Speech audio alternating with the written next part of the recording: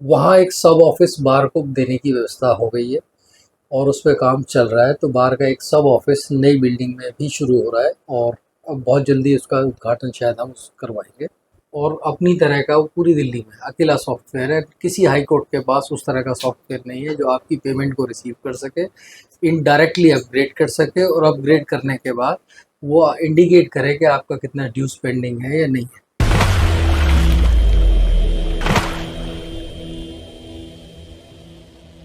जैसा कि मैंने कहा, हमारे सामने बिल्कुल आप देख पा रहे हैं, यह अतुल कुमार शर्मा जी हैं और होनररी सेक्रेटरी अभी प्रेजेंट में है। इनसे सबसे पहले प्रश्न यह है कि 2 साल में ऐसा क्या कुछ आपने किया है जिससे बार एसोसिएशन के लोग, बार काउंसिल के मेंबर और यहाँ 30 हजारी कोर्ट के मेंबर आपसे संतुष्ट हो? जी सर, आप कुछ कहिए। लगभग 2 साल पहले 23 सितंबर 2022 को कमेटी ने चार्ज लिया।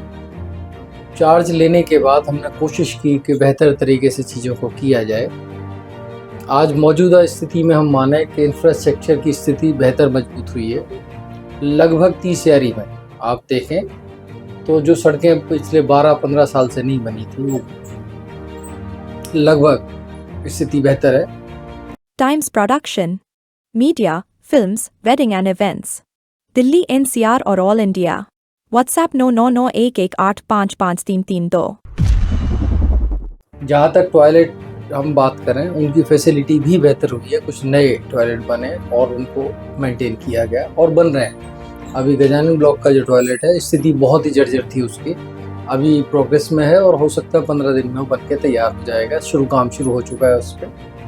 हमने एक वेबसाइट बनाने का फैसला किया जिस समय हम आए, तो उस वेबसाइट को हमारा मानना है कि इंडिया में उससे बेहतर वेबसाइट किसी भी बार एसोसिएशन के पास आप नहीं है।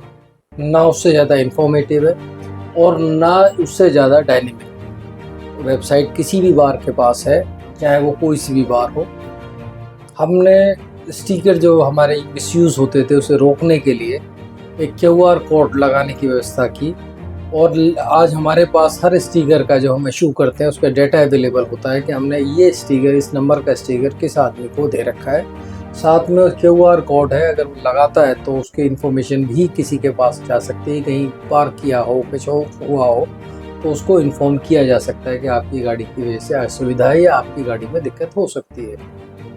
तो ये कुछ बेसिक काम थे जो हमने किए और हमारा कुछ काम ऐसे भी रहे जो हम करना चाहते थे। हम चाहते थे कि पूरी 30 यारी में वाईफाई फ्री की व्यवस्था हो।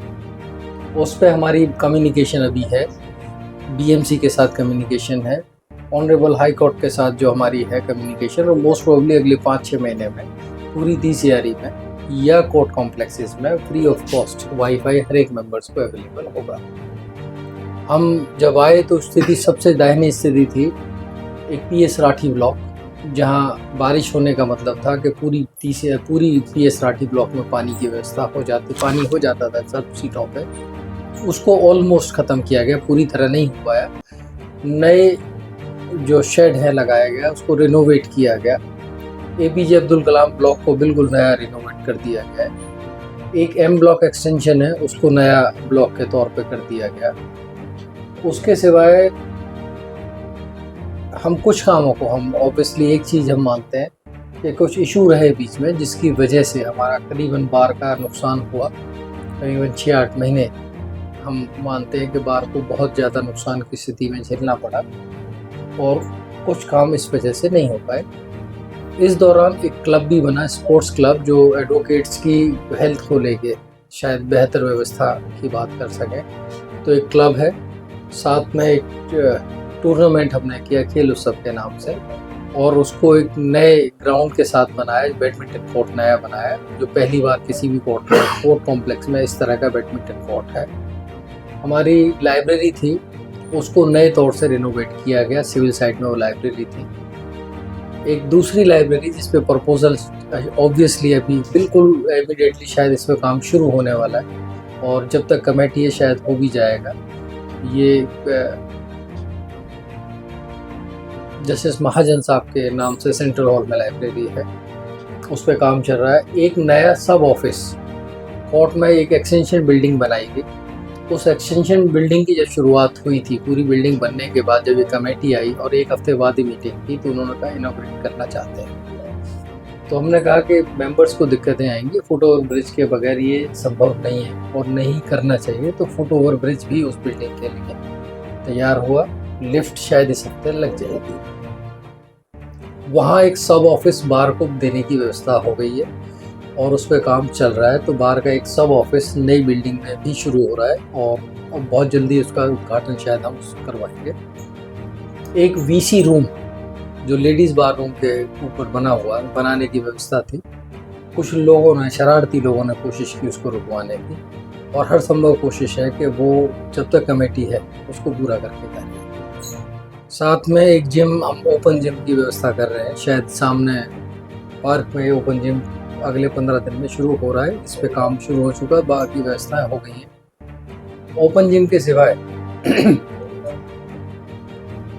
दोबारा टूर्नामेंट 16 अक्टूबर से शुरू हो रहा है, जिसमें एक नया गेम हमने गली क्रिकेट के नाम से भी इंट्रोड्यूस करा रहे हैं। तो बार में पढ़ाई के तौर पे, इंफॉर्मेटिव वेबसाइट को जो अपग्रेड करना टेक्नोलॉजी के तौर पे, उस टेक्नोलॉजी से एक और मैं आपको बताता हूँ कि सभी बारों में इस बार ऑनरेबल हाई कोर्ट की डायरेक्शन पे ये जो वनडे इलेक्शन हुआ, कोर्ट का मत ये था कि कैश पेमेंट के साथ ना ली जाए बार में, इसको ऑनलाइन पेमेंट ली जाए या चेक के थ्रू ली जाए।